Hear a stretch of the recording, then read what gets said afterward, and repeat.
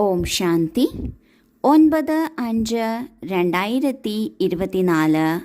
ഇന്നത്തെ മുരളിയുടെ main points. മധുരമായ കുട്ടികളെ, കടുത്തതിലും കടുത്ത രോഗമാണ് ആരുടെയെങ്കിലും പേരിലും രൂപത്തിലും പെടുക എന്നത്. അന്തർമുഖിയായി ഈ രോഗത്തെ ചെക്ക് ചെയ്യൂ, ഇതിൽ നിന്നും മുക്തരാകൂ. ഈ സംഗമയുഗത്തിൽ നാം ജ്ഞാനമാർഗത്തിൽ മുന്നോട്ട് പോകുകയാണ്.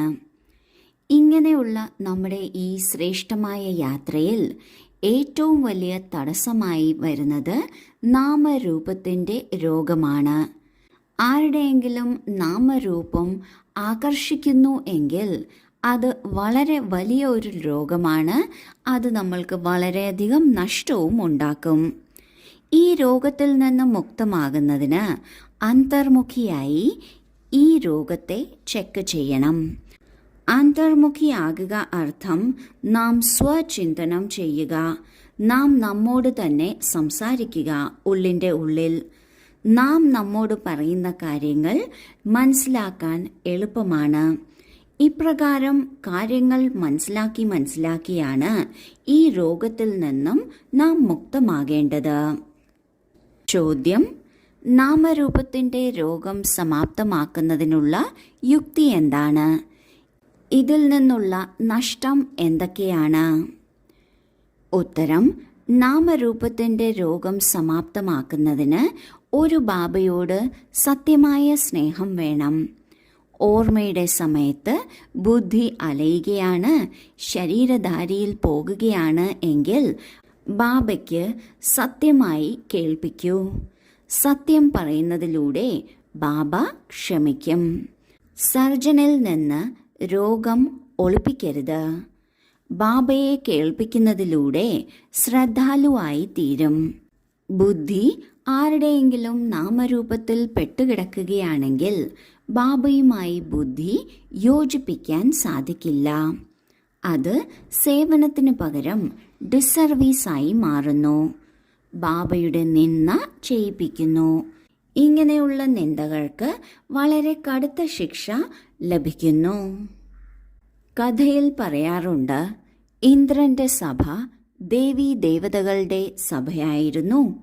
ആ സഭയിലേക്ക് 2 മനുഷ്യർ ആരുമറിയാതെ വന്നു കയറിയപ്പോൾ അവരുടെ ശരീരത്തിൽ നിന്നുള്ള ദുർഗന്ധം എല്ലാവർക്കും ലഭിച്ചു.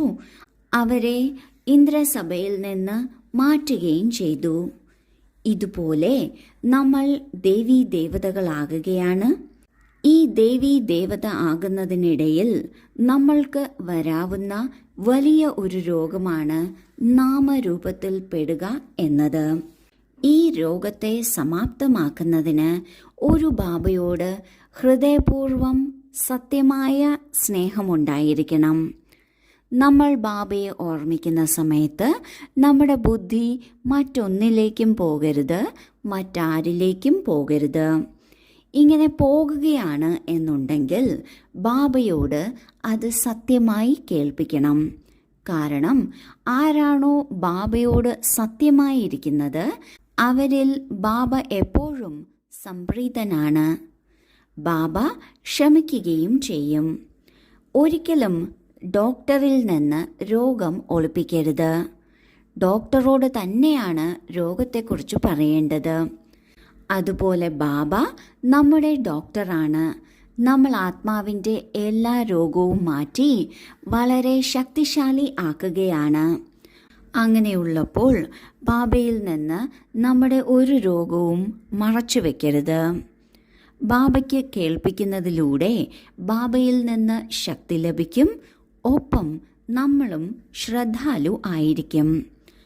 ആരിലെങ്കിലും ബുദ്ധി പെട്ടുകിടക്കുകയാണ് എങ്കിൽ ബുദ്ധി ബാബയുമായി യോജിപ്പിക്കാൻ സാധിക്കില്ല. അപ്പോൾ അത് നമ്മളിൽ നിന്നുള്ള സേവനം എന്നതിനു പകരം ഒരു ഡിസ്സർവീസായി മാറുന്നു. ബാബയ്ക്ക് നിന്ദയുണ്ടാക്കുന്നു.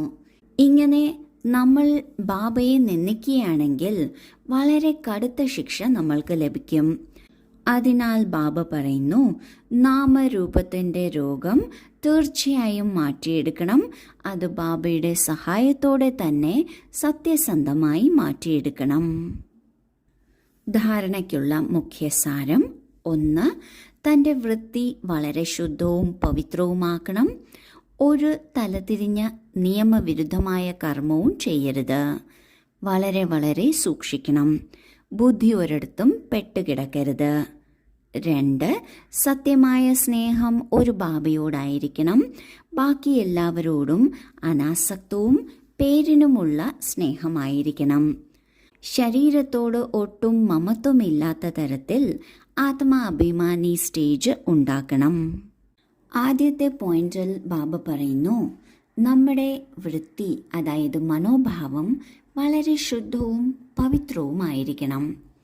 അതായത് നമ്മളിൽ നിന്ന് ഒരു നിയമവിരുദ്ധമായ തലതിരിഞ്ഞ കർമ്മവും ഉണ്ടാകരുത്.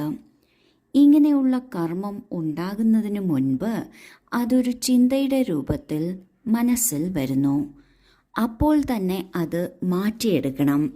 എന്നാലേ കർമ്മത്തിൽ വരാതിരിക്കുള്ളൂ. ഇതിനായി വളരെ വളരെ ശ്രദ്ധിക്കണം. ബുദ്ധി അവിടെയും ഇവിടെയും പെട്ടുകിടക്കരുത്. ഒരു കാര്യത്തിലും ഒരു വ്യക്തിയിലും ഒരു സാധനത്തിലും പെട്ടുകിടക്കരുത്. രണ്ടാമത്തെ പോയിന്റിൽ ബാബ പറയുന്നു, എല്ലാവരോടും സ്നേഹമുണ്ടായിരിക്കണം. എന്നാൽ വളരെ പ്രിയപ്പെട്ട ബാബയോട് സത്യമായ സ്നേഹം ഉണ്ടായിരിക്കണം.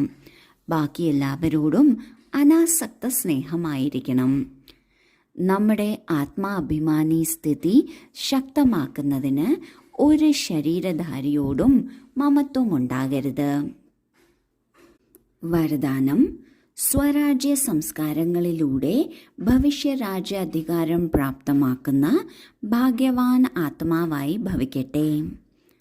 വളരെ കാലത്തെ രാജ്യാധികാരിയാകുന്ന സംസ്കാരം വളരെ കാലത്തെ ഭാവി രാജ്യാധികാരി ആക്കും. എന്നാൽ തുടർച്ചയായി വശീഭൂതരാകുന്നു. അധികാരിയാകുന്ന സംസ്കാരം ഇല്ല എങ്കിൽ രാജ്യാധികാരികളുടെ രാജ്യത്തിൽ വരും, പക്ഷെ രാജ്യഭാഗ്യം പ്രാപ്തമാകില്ല. അതിനാൽ നോളജിൻ്റെ ദർപ്പണത്തിൽ തൻ്റെ ഭാഗ്യത്തിൻ്റെ മുഖം നോക്കൂ. വളരെ സമയത്തെ പരിശീലനത്തിലൂടെ തൻ്റെ വിശേഷ സഹയോഗി കർമ്മചാരി അല്ലെങ്കിൽ രാജ്യ പ്രവർത്തനത്തിന് കൂട്ടാളിയായിട്ടുള്ളവരെ തൻ്റെ അധികാരത്തിൽ നടത്തിക്കൂ. രാജാവാകൂ, അപ്പോൾ പറയും ഭാഗ്യവാൻ ആത്മാവ് എന്ന്. ആർക്കാണോ സ്വരാജ്യം ഭരിക്കാനുള്ള സംസ്കാരമുള്ളത് അവർക്കാണ് ഭാവിയിൽ രാജ്യഭാഗ്യം ലഭിക്കുന്നത്. ഇടയ്ക്കിടയ്ക്ക് തോറ്റുപോകുകയോ വശീഭൂതരാകുകയോ ചെയ്യുകയാണെങ്കിൽ, അധികാരിയാകുന്ന സംസ്കാരം ഇല്ല എങ്കിൽ പിന്നെ രാജ്യഭാഗ്യത്തിൽ നമ്മൾ വരില്ല. അതിനാൽ ബാബ പറയുന്നു, ജ്ഞാനത്തിൻ്റെ ദർപ്പണത്തിൽ നോക്കണം നമ്മുടെ ഭാഗ്യം എത്തരത്തിലുള്ളതാണ്. വളരെ കാലത്തെ പരിശീലനം ആവശ്യമാണ്. തൻ്റെ കർമ്മചാരികൾ അല്ലെങ്കിൽ കർമ്മേന്ദ്രിയങ്ങളെ തൻ്റെ അധികാരത്തിൽ തന്നെയാണ് നടത്തേണ്ടത്. രാജാവായാൽ മാത്രമാണ് ഭാഗ്യശാലി ആത്മാവ് എന്ന് പറയുന്നത്. സ്ലോഗൻ: സകാശ് നൽകുന്ന സേവനത്തിനായി പരിധിയില്ലാത്ത വൈരാഗ്യവൃത്തി ഇമർജ് ചെയ്യണം. സകാശ് നൽകുന്ന സേവനം ഏറ്റവും ഉയർന്ന സേവനമാണ്. എന്നാൽ ഈ സേവനം ചെയ്യുന്നതിന് നമ്മുടെ മനസ്സ് ക്ലീൻ ആയിരിക്കണം. നമ്മുടെ മനസ്സിൽ വെറുപ്പിൻ്റെയോ വിദ്വേഷത്തിൻ്റെയോ ഒരു തുള്ളി പോലും ഉണ്ടായിരിക്കരുത്. മാത്രമല്ല മുഴുവൻ ലോകത്തോടും പരിധിയില്ലാത്ത വിരക്തിയും ഉണ്ടായിരിക്കണം. എന്നാൽ മാത്രമേ സകാശ് നൽകുന്ന സേവനം ചെയ്യാൻ സാധിക്കുള്ളൂ. ഓം ശാന്തി.